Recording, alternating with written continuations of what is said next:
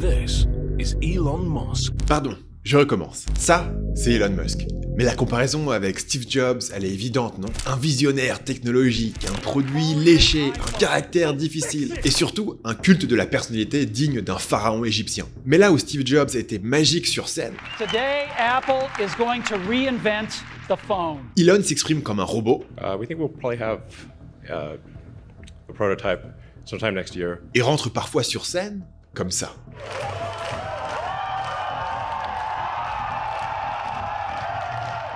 Tesla, comme son fondateur, inspire chez certains une dévotion démesurée. Il s'organise en groupe d'acheteurs locaux sur Facebook, il ne jure que par l'action Tesla, au point de trouver ça parfaitement raisonnable d'y investir tout leur argent. So Tesla makes up most of my stock portfolio. We can see here in this little bar chart that Tesla stock here, 92.55%. En faisant au passage bondir tous les investisseurs qui vous disent de diversifier votre portfolio. Ils vous affirment que la Tesla est le nouvel iPhone et Musk le nouveau Steve Jobs. Et ceux qui sont assez connus ou assez chanceux pour rencontrer leur gourou en parlent en ces termes. In fact, I didn't even really say much during this interview. I was kind of like a kid in the Matrix, just kind of absorbing everything. Mais dans le camp d'en face, on a les sceptiques. Les plus extrêmes attaquent les conducteurs de Tesla à chaque phrase que dit Elon Musk. La chaîne Wham Bam Tesla Cam a récolté plus de 600 000 abonnés en compilant simplement des vidéos de destruction de Tesla. Sa vidéo la plus populaire dépasse les 6 millions de vues et dépeint une violence routière démentielle où un gars inflige 45 000 $ de dommages à une Tesla. Les plus avides parient gros sur la chute de Tesla et ils ont fait 11,5 milliards de gains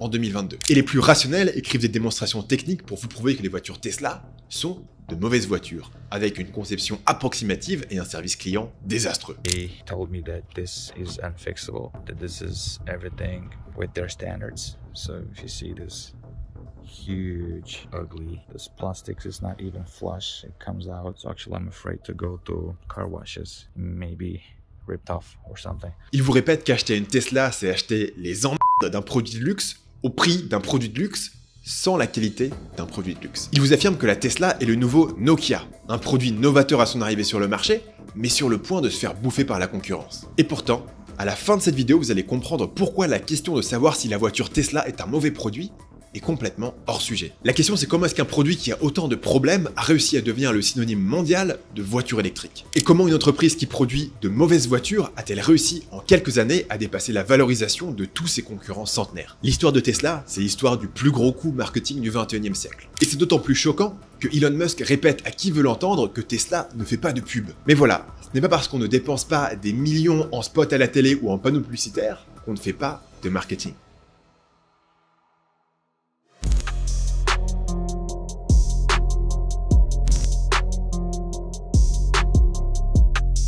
Il y a un type de personne anti-Tesla que j'appelle le consommateur éclairé. C'est l'analyste du dimanche qui met une énergie démentielle à vous démontrer que les Tesla sont de mauvaises voitures. Ces gens-là ont même leur propre subreddit qui s'appelle r/realtesla, qui compte 54 000 membres et se définit comme ça. Une discussion sur les dures réalités de Tesla, basée sur les faits, les données et un sain scepticisme. Je vous donne par exemple ce post qui coche toutes les cases du bingo du consommateur éclairé sceptique. Le titre, les Tesla sont des mauvaises voitures, et voilà pourquoi. L'auteur est un modérateur du subreddit en question, et son argument se résume dans cette punchline. La raison principale pour laquelle les Tesla sont mauvaises, c'est qu'elles sont fabriquées par un fabricant de merde qui vend un produit pourri à des prix de luxe, donc vous avez tous les inconvénients de la possession d'un véhicule de luxe sans en posséder réellement un. Et bien sûr, on retrouve les comparaisons chiffrées avec la concurrence dans son post et dans les commentaires. Personnellement, je n'ai pas de Tesla, j'y connais pas grand chose aux voitures. Alors au risque de vous étonner, je pense qu'il est très bien possible que la concurrence propose de meilleures fonctionnalités. Mais ce que les consommateurs éclairés ne comprennent pas, c'est que ça ne veut absolument pas dire que la Tesla est un produit inférieur. Et je vais même aller plus loin, si votre seul moyen d'évaluer le produit est de comparer ses fonctionnalités à la concurrence, alors il y a un angle mort de la taille de la valorisation boursière de Tesla dans votre rétro. Mais ce qui est fou, c'est que Musk lui-même se présente comme un obsédé de l'expérience produit. The thing I really focus on at Tesla is like really put all the money into and attention into trying to make the product as compelling as possible. Because I think that really the way to sell any product is through word of mouth. If when somebody gets the car, they really like it, and actually the key is like to have a product that people will love. Pour le consommateur éclairé type, cet extrait semble contradictoire. Mais c'est parce qu'ils confondent l'expérience produit avec la somme de ses fonctionnalités. Et pourtant, pour le client Tesla, sa voiture, c'est pas juste une liste de fonctionnalités. Pour lui, Tesla c'est une expérience, une histoire, un mouvement. Bien sûr, créer un mouvement, c'est facile à dire et c'est très dur à faire. Mais c'est clair que Musk a réussi à le faire avec Tesla. Et ça commence par une compréhension profonde de pourquoi ses clients achètent une Tesla. So one of the biggest things you always hear in car reviews when people talk about Tesla and compare it to other cars is, oh my god, the panel gaps. The panel gaps, the build quality in this car is terrible. The gap between the panel here on the hood and on the door is bigger than this gap between these panels, and it's smaller than the gap between these panels. It's so inconsistent, it's jarring, it's a poor build. Regular people don't care about panel gaps. They just don't care. La réponse de niveau 1, c'est que la Tesla représente un symbole de statut social pour un certain groupe. Les banquiers, les actionnaires et les investisseurs immobiliers achètent des Porsche et les crypto-millionnaires, les consultants et les youtubeurs tech achètent des Tesla. La Porsche, c'est la voiture symbole de l'accumulation lente et des après-midi de tennis en famille. La Tesla, c'est la voiture des apôtres de la méritocratie et des ascensions fulgurantes. Ça explique en partie les incidents de rage au volant dont on a parlé tout à l'heure. Détruire une Tesla, c'est faire un doigt d'honneur aux petits malins qui ont fait fortune en quelques années parce qu'ils ont acheté les bons NFT. Mais cette explication a un gros problème. Parce que Musk a besoin de rendre le produit mainstream et donc de baisser ses prix. Yeah, and they were really focused on trying to make the cars more affordable, which is really tough. Like in order to make the cars affordable, you need high volume. So you need economies of scale. And because the other car companies make a lot more cars than we do, they got way better economies of scale. So as we're gradually able to build up and do more cars, higher volume, then we can build them for progressively like less money. Honestly, like the car industry is like super competitive. Et ce n'est pas évident, voire impossible, de rendre un produit mainstream tout en restant un symbole de statut social. Musk disait lui-même à ses employés avant 2015 qu'il faisait tout pour que l'entreprise comprenne que sa mission n'était pas de faire des jouets pour riches. Et surtout, cette théorie ne nous dit rien sur comment Tesla a réussi à devenir le synonyme mondial de voiture électrique. Pour répondre à cette question, il faut dézoomer. Ce que Tesla vend à ses clients, c'est le futur, mais pas n'importe lequel. Si je vous dis de fermer les yeux et d'imaginer le monde dans 50 ans, vous avez probablement un de deux scénarios en tête. Soit vous voyez votre civilisation s'effondrer sous vos yeux et vos enfants devoir rationner leur consommation d'eau, soit vous pensez qu'on est arrivé à la fin de l'histoire, et que le futur ressemblera au présent avec un peu plus de panneaux solaires. Ce que fait Elon Musk avec Tesla, c'est qu'il vous prend par la main et il vous ouvre une troisième voie. Celle d'un futur à la fois différent et meilleur que la situation actuelle. Là où la plupart des politiciens vous promettent de maintenir le statu quo et de s'assurer que personne ne soit trop chamboulé par le changement technologique, Musk construit des Cybertrucks et ambitionne de coloniser Mars. Là où les éco-anxieux vous font culpabiliser à chaque fois que vous partez faire vos courses dans votre Peugeot, Musk vous annonce qu'on peut résoudre le problème du réchauffement climatique sans s'auto-flageller. Dans un monde où les collapsologues vous promettent une extinction atroce sur fond de chaos civilisationnel, Musk est le techno-solutionniste qui vous rassure que vous n'êtes pas naïf juste parce que vous croyez que nos problèmes ont des solutions. À ce stade, si vous regardez sous cette vidéo, vous allez probablement trouver des commentaires du style « Mais Stan, tout ça c'est du marketing, le futur d'Elon Musk c'est de la propagande, il ne va pas résoudre le réchauffement climatique avec des voitures à 40 000 €, le technosolutionnisme est un scam !» Eh bien on risque de vous surprendre, ces commentaires n'ont pas spécialement tort. Est-ce que Tesla va résoudre le problème des émissions carbone de l'industrie automobile à elle toute seule ? Probablement pas. Mais aux grandes dames des modérateurs du subreddit r/realtesla, les fans de Tesla n'achètent pas des faits et des données. Et c'est pour ça qu'ils décrivent les voitures comme des quasi-vaisseaux spatiaux. Et en montant à bord, ils achètent une place sur l'autoroute de l'histoire. Musk a donné une interview pendant la conférence TED 2022, qui est une mine d'or pour observer son storytelling en action. Déjà, regardez la manière dont Chris Anderson, le directeur de TED, le présente. We've been hearing all week from people with dreams about what the next era of humanity is going to be. And now, arguably, the biggest visionary of them all, Elon Musk. Ensuite, vous pouvez remarquer à quel point Musk parle peu de son produit.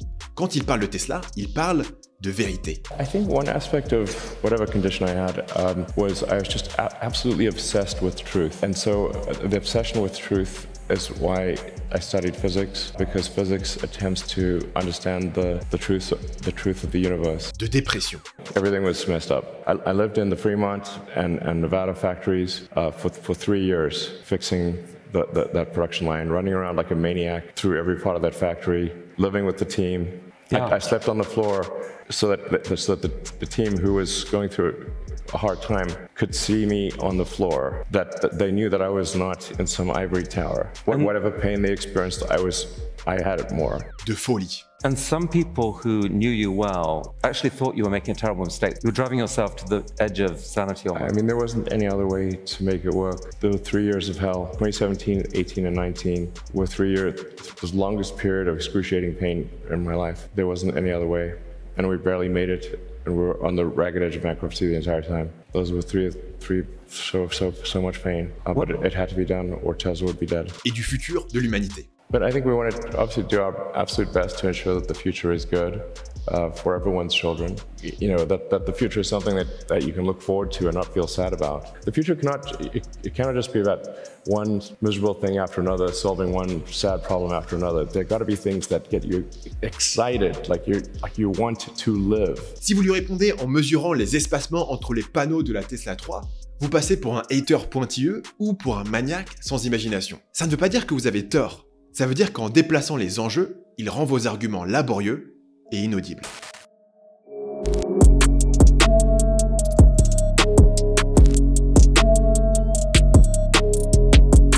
En 2007, Nokia avait plus de 50% du marché du téléphone mobile. Un téléphone vendu sur 2 dans le monde est un Nokia. Alors quand ils voient l'iPhone débarquer, Nokia se disent « Ouais, c'est mignon, mais il n'y a rien de très difficile à faire là-dedans. On va continuer à sortir nos produits à notre rythme et écraser Apple, comme Microsoft l'avait fait dans les années 80. » Une position qui semblait parfaitement raisonnable à l'époque, n'est-ce pas? Eh bien la suite de la courbe des parts de marché de Nokia ressemble à ça. En 2017, après seulement 10 ans, Nokia est passé de 50% des parts de marché des smartphones à 1%. Maintenant, on est dans un flashback. On est en 2004. Un entrepreneur excentrique vient de vendre PayPal et décide de se lancer non pas dans un, mais dans 2 projets impossibles à rentabiliser. Construire des fusées et créer une start-up de voitures électriques. Ford et General Motors regardent ça avec un sourire en coin. La dernière fois que quelqu'un a réussi à créer une start-up automobile, c'était Chrysler, en 1925. Tesla, c'est mignon, mais il n'y a rien de difficile à produire là-dedans. Et pourtant, en 2020, la valorisation de Tesla éclipse General Motors et Ford réunis. Par contre, il y a un problème avec ce type de comparaison, parce que vous pouvez leur faire dire à peu près n'importe quoi. Souvenez-vous que Nokia aussi étaient des innovateurs, et ce, seulement quelques années avant le début de leur chute. Donc est-ce que Tesla est Apple, le produit révolutionnaire qui vient détrôner les géants d'une industrie, ou est-ce que Tesla est Nokia, le premier entrant qui a une longueur d'avance mais va se faire rattraper? Le plus étrange, c'est que quand Musk parlait des objectifs de Tesla en 2015, il disait ça. L'impact que Tesla aura est assez limité. Ça changera peut-être la perception des gens, mais ça ne changera pas le monde en soi. Par contre, si beaucoup de gens choisissent d'acheter une Tesla, ça incitera les autres constructeurs automobiles à investir dans leurs propres véhicules électriques. Et indirectement, en stimulant la concurrence, Tesla peut catalyser un changement de l'ensemble de l'industrie vers l'électricité. Donc Musk n'imaginait pas pouvoir dominer l'industrie automobile. Il savait que les constructeurs en place allaient piquer ses idées bien avant que ça arrive. Il voulait juste leur mettre le feu aux fesses. Mais aujourd'hui, les choses semblent avoir changé. La valorisation stratosphérique implique que Tesla n'est pas juste là pour faire bouger Ford et General Motors, Tesla est là pour les dévorer. Et pour ça, il ne va pas suffire d'un bon storytelling. Tesla va avoir besoin d'un avantage décisif qui ne peut pas être copié par ses gros concurrents. L'avantage le plus évident de Tesla, c'est son réseau de 40 000 superchargeurs. Et pourtant, en 2022, Musk annonce qu'il va ouvrir les superchargeurs Tesla aux autres voitures électriques. À première vue, c'est une décision business complètement absurde. Tesla accepte de partager à ses concurrents son principal avantage concurrentiel, alors que son statut de numéro 1 va se jouer dans les prochaines années sur sa capacité à développer ce type d'avantage. Ce serait comme si Netflix donnait le droit à Disney+ de diffuser Squid Game. Mais ce n'est pas une décision qui a été prise au hasard. Déjà, d'un point de vue storytelling, c'est une évidence. Si la mission de Tesla est de démocratiser la voiture électrique, ils se doivent de partager leur réseau de chargeurs, même si ça rend automatiquement les produits de leurs concurrents plus attractifs. Une autre manière d'analyser cette décision, c'est que Tesla voit le réseau de superchargeurs comme un nouveau business. Elon Musk est un grand habitué du fait de lancer des projets annexes au sein de ses boîtes, et ces projets deviennent parfois énormes. Par exemple, Starlink, le projet d'internet via satellite de SpaceX, génère déjà $1 milliard de chiffre d'affaires, et a le potentiel annoncé de générer largement plus d'argent que la fabrication de fusées d'ici 2025. La troisième explication, qui est la plus intrigante, c'est le contrôle de l'expérience client. Le propriétaire d'une voiture électrique concurrente pourra utiliser des superchargeurs, mais ce sera dans une station avec un gros logo Tesla via l'application mobile de Tesla. Un gros coup de pub du coup, et ça cimenterait pour de bon que le choix par défaut de la voiture électrique, c'est Tesla. On peut même imaginer que les Tesla auront des avantages au niveau de l'expérience utilisateur. Par exemple, vous pouvez utiliser n'importe quels écouteurs Bluetooth sur un iPhone, mais les AirPods ont des avantages impossibles à répliquer par les autres fabricants, comme le switch automatique entre tous vos appareils Apple. Plus largement, le gros débat stratégique au sein de la communauté des analystes, c'est de savoir si Tesla est une entreprise tech ou une entreprise automobile. Ça ressemble à une question de niche, mais ça change tout. Parce que si Tesla est une entreprise automobile, alors tout va se jouer sur les économies d'échelle qu'elle arrivera à créer. Par exemple en réduisant le coût des batteries en produisant un gros volume. Le problème, c'est que pour profiter des économies d'échelle, il faut vendre beaucoup. Et le volume, pour l'instant, c'est le point fort des constructeurs historiques, pas de Tesla. De l'autre côté, si on analyse Tesla comme une entreprise tech, alors les logiciels qu'elle développe sont le cœur de son avantage concurrentiel. Les pros Tesla préfèrent cette explication parce que ça justifie une énorme valorisation. Mais l'analyste Ben Evans soulève un problème. Si tout l'enjeu sera d'avoir le bon logiciel, qu'est-ce qui empêche Uber ou Google de créer un système d'exploitation pour voitures et de le vendre aux gros constructeurs? Tesla ne sera pas juste en concurrence avec les constructeurs automobiles, elle sera en concurrence avec d'autres entreprises tech. Elle ne doit pas juste développer de meilleurs logiciels que Ford, elle doit faire mieux que tout le reste de la Silicon Valley. D'après lui, le gros avantage de Tesla, ce sont les données qu'elle récolte grâce à ses véhicules. Si elle arrive à les utiliser pour arriver plus vite que la concurrence à un logiciel de pilote automatique convaincant, Tesla a gagné le jackpot. Plus de ventes, donc plus de données, donc un meilleur produit, donc plus de ventes. C'est exactement comme ça que Google ou Facebook en sont venus à dominer leurs marchés respectifs. Mais c'est pas du tout sûr que ce modèle fonctionne pour Tesla. Pour Netflix par exemple, cette théorie n'a pas fonctionné. Au départ, il y avait l'idée que Netflix, en tant que premier entrant du marché du streaming, allait construire un avantage démentiel grâce à son algorithme de recommandation. Plus de clients, donc plus de données, donc un meilleur produit, donc plus de clients, etc. Mais finalement, il s'est avéré que Netflix n'était pas vraiment une entreprise tech, c'est une entreprise de médias. N'importe quel concurrent peut construire un site de streaming et un algorithme de recommandation fonctionnel. Donc Netflix doit maintenant se battre sur le terrain de ses concurrents. Tout l'enjeu est de produire du contenu que les gens veulent regarder.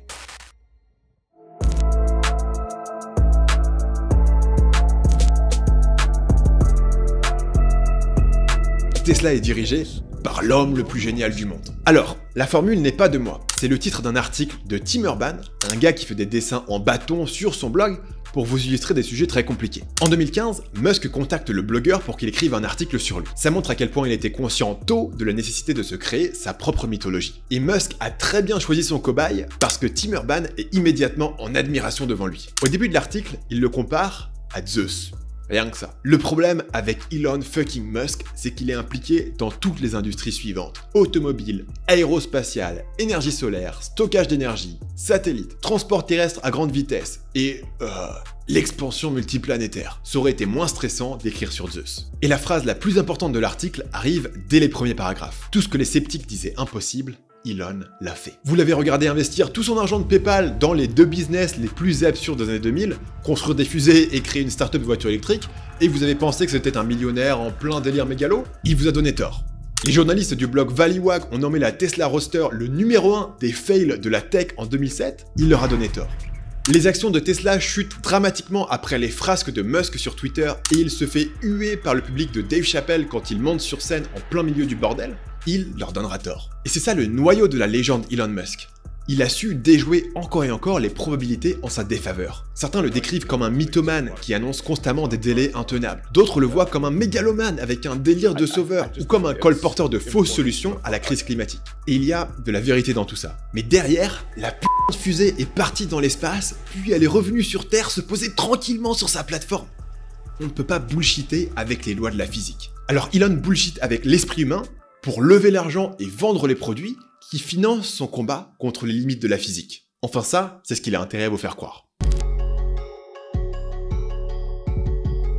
Est-ce que les voitures électriques étaient inévitables? Ou est-ce qu'il fallait attendre l'arrivée d'un Henry Ford des voitures électriques? Tim Urban, en admiration devant Musk, a une réponse tranchée. Notre intuition nous dit que la technologie, les normes sociales, les mouvements et les idées progressent naturellement au fil du temps, comme si le progrès était une rivière et ces choses étaient sur un radeau glissant dessus. En réalité, si un avenir meilleur se concrétise, c'est parce que cet avenir a été manifesté dans nos vies par une poignée de personnes courageuses. C'est similaire à la théorie du grand homme en histoire. Est-ce que Napoléon est un grand homme qui a changé le monde, ou est-ce qu'il est juste un produit de son époque et quelqu'un d'autre aurait joué le même rôle si Bonaparte n'était jamais né? Elon Musk, évidemment, est partisan de la théorie du grand homme. Il doit dormir par terre dans l'usine de Tesla, parce que s'il ne le fait pas, personne d'autre au monde n'est capable de le remplacer. Et là encore, c'est dur de lui donner tort. Avec Tesla et SpaceX, il a clairement enclenché des innovations qui n'auraient pas existé sans lui, ou en tout cas pas avant de très longues années. Mais autour de ça, il y a l'aspect marketing. Et c'est l'effort conscient de se positionner comme un innovateur disruptif et excentrique. Plus Elon Musk sort des normes sociales, en dansant sur scène ou en fumant un joint chez Joe Rogan ou en donnant un prénom impossible à sa fille ou en déréglant le marché à cause d'un tweet, plus il renforce cette idée qu'il est hors du commun des mortels. C'est aussi ce qu'incarne Nikola Tesla, qui a donné son nom à la boîte. Un iconoclaste incompris qui défendait le courant alternatif. Nikola Tesla était un ingénieur, mais de son vivant, il a été écrasé par son rival, Thomas Edison, qui était un industriel. Contrairement à ce que beaucoup pensent, Thomas Edison n'a pas inventé l'ampoule électrique. L'accomplissement qu'il a fait entrer dans l'histoire, c'est qu'il a commercialisé l'électricité abordable et accessible pour tous. Donc là où Thomas Edison est embourbé dans les questions d'industrie et de gains personnels, Nikola Tesla incarne l'innovation pure, sans compromis. Et c'est ça qui fait que Tesla est le héros geek parfait.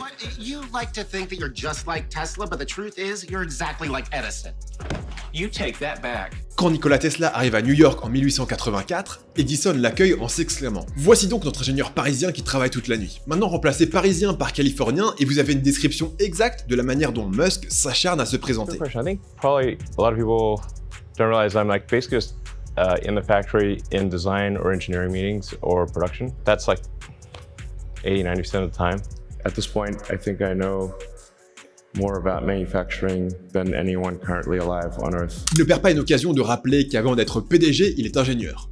Voire qu'il déteste être PDG. Voire qu'il ne veut être PDG d'aucune boîte. Ce qui est évidemment complètement incohérent quand on regarde sa carrière. Mais ça nourrit bien son image de génie incompris et irremplaçable. Est-ce que vous avez remarqué le problème? Tesla avait beau être un innovateur de génie, son entreprise a échoué et il est mort pauvre. C'est ce qu'on appelle le paradoxe de l'innovateur. Pour distribuer son invention au plus grand nombre, le génie a compris de se transformer en gestionnaire rationnel et faire des compromis. Et donc Steve Jobs a laissé sa place à Tim Cook, Larry Page à Sundar Pichai et Bill Gates à Satya Nadella. Dès 2018, Elon Musk a accepté de laisser sa place de président du conseil d'administration de Tesla après avoir tweeté ce que les régulateurs américains considèrent une petite tentative de fraude boursière. En 2022, pour racheter Twitter, Musk a dû liquider 36 milliards de dollars de ses actions Tesla. Des investisseurs historiques comme Trevor Goodwin perçoivent ces actions comme erratiques et abandonnent le navire. L'action chute, les résultats annuels ne sont pas au rendez-vous et la rumeur se propage. La magie de Tesla est en train de s'estomper. Musk passe du Iron Man de la vraie vie à un bouffon de moins en moins populaire. La polarisation est un atout incroyable pour envoyer un message identitaire fort. Des marques entières sont construites là-dessus et ça fonctionne très bien pour elles. Mais pour concrétiser les promesses de sa valorisation stratosphérique, Tesla doit attaquer le marché mainstream et lancer des modèles à petit budget. Et un personnage aussi polarisant que Elon Musk plafonne automatiquement la portée de Tesla. Au-delà de la base de fanboys, vous avez de moins en moins de consommateurs neutres à séduire et de plus en plus de personnes méfiantes. Et qui dit moins de consommateurs dit moins d'économie d'échelle, un élément essentiel pour une marque de voiture. Et tout ça, Musk l'a très bien compris. La rumeur court qui prépare Tom Zhu à lui succéder à la tête de Tesla. C'est une figure aux antipodes d'Elon Musk qui fuit la lumière comme la peste et qui s'est dépêché de supprimer son profil LinkedIn quand les rumeurs ont commencé.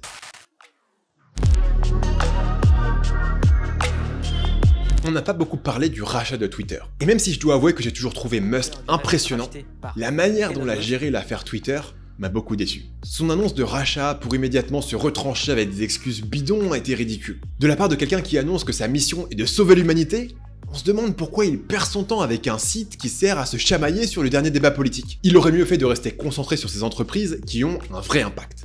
Enfin ça, c'est ce que je pensais avant de faire cette vidéo. Mais au cours de mes recherches, j'ai développé une nouvelle théorie sur Elon Musk. Contrairement à ce qu'il essaie de laisser penser, Musk n'est pas un inventeur de génie. Sa vraie force, c'est d'être un agent de chaos. Pour prendre une référence méga geek, il est ce que le jeu Donjons et Dragons appelle un personnage chaotique bon. Il veut le meilleur pour l'humanité, mais son mode d'action est de foutre le bordel dans les industries qui ne bougent pas assez vite. Du coup, Twitter c'est pas seulement un service qui permet aux gens de se partager des mèmes, c'est aussi le réseau social le plus stagnant. Twitter est célèbre depuis 10 ans pour son incapacité totale à produire la moindre innovation sur la plateforme, et ce malgré les PDG qui se sont succédés. Alors peut-être que Elon était le défibrillateur dont Twitter avait besoin pour sortir de sa torpeur et revenir sur le chemin du progrès. Et surtout, si on considère que Elon est un agent de chaos, il est, ou en tout cas elle va rapidement devenir, nocif au quotidien de Tesla, une entreprise qui n'est plus une petite start-up et qui maintenant attaque le sommet de son industrie. Son rôle est alors d'aller fonder une nouvelle entreprise impossible ou de secouer une boîte paralysée comme Twitter. Dans 2 ans, Twitter aura été muskerisé et sera à nouveau capable d'innover, ou alors le patient sera mort sur la table d'opération. C'est aussi possible. À ce moment-là, il sera temps pour Musk de tourner son regard vers une autre industrie stagnante où tout le monde s'accorde à dire qu'il y a des problèmes, mais où personne n'arrive à casser le statu quo. Un exemple serait le système de santé aux États-Unis, qui est connu pour être incroyablement cher et même pas si efficace que ça. Si Musk peut baisser radicalement les coûts, comme il l'a fait avec la NASA, il sera un héros national. Ou alors prenez l'éducation. Tout le monde sait que le système éducatif est périmé. Mais ce sont les mêmes universités qui dominent depuis des décennies et elles n'ont aucun intérêt à changer les choses. Ça ne m'étonnerait pas si, d'ici quelques années, Musk se décidait à mettre un gros coup de pied dans cette fourmilière. Au début des années 2000, l'industrie automobile avait besoin d'un agent de chaos. Et ça a marché, les choses sont en train de changer. Maintenant que sa mission est accomplie, la meilleure chose que Elon puisse faire pour l'humanité, c'est d'aller mettre le bordel autre part. Presque chaque lundi, j'envoie un email avec mes meilleures découvertes de la semaine sur le business en ligne, le marketing et la psychologie. Pour ne pas manquer le prochain, abonnez-vous en cliquant le lien qui se trouve en haut de la description.